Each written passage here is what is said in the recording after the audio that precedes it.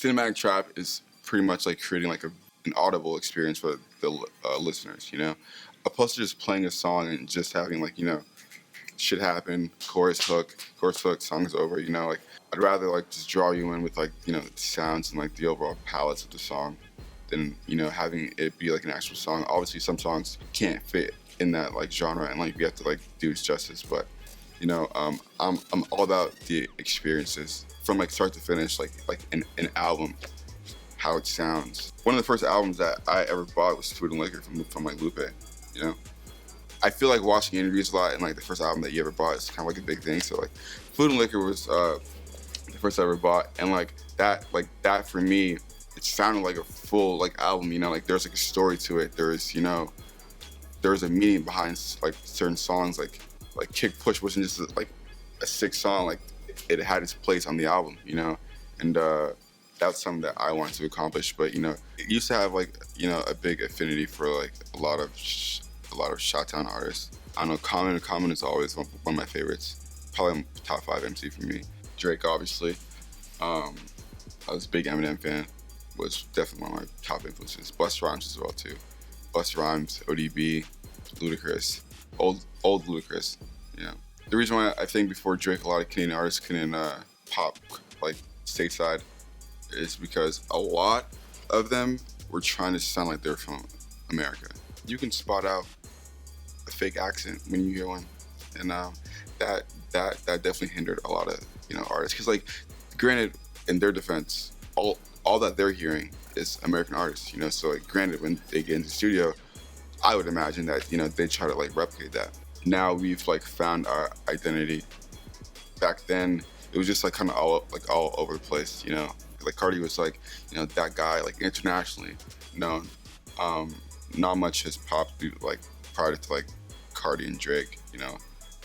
You have like artists who have like done anything, like Chaos has done a thing like Kanon, but on like a global level, you know, it's like seldom, you know, it's rare.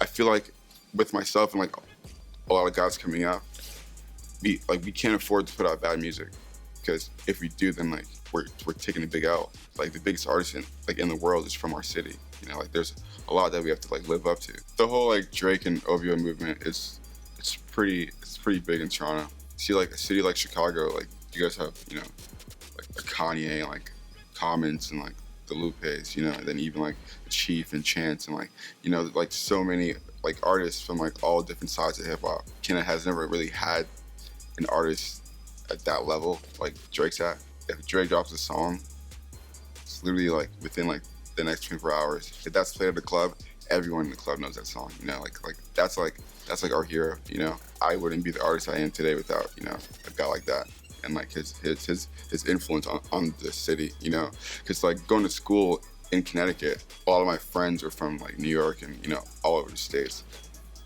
Whenever we would get into like these heated rap battles, like who's the best rapper out ever, you know, me being like a shit starter, and this is when Drake was just popping, I'd say Drake's the best rapper, and like I'd get clowned by everybody. I told you guys one day you're gonna fucking see. Lo and behold, I see his statuses on Facebook, you know, Drake lyric, blah, blah, blah. I don't call him out on it because, you know, that's like petty, but he's helped a lot of artists and like inspired the whole city. So, you know, that's a feat I wish I can accomplish one day. We keep getting frustrated and turning a blind eye, and you gotta ask yourself what the next generation gonna be like. And after that, you know, everybody's on there, it's about me, fuck everybody else kind of kick. I remember it was so foul and I didn't know how to handle it, and I was already in the game, I was already checked in, and so I just kind of panicked. We actually got to go in the studio and record with Wyclef, and it was so dope watching him work because he was just a one-man band. I called the girls like, yo, we're coming to your mansion, and I was like, you know what? I'm gonna stay with you, but I'm not gonna fuck you, like let's just chill. And of course, in the middle of the night, she starts sucking me off. She's like, yo, how are you gonna sleep with a porn star and not sleep with a porn star?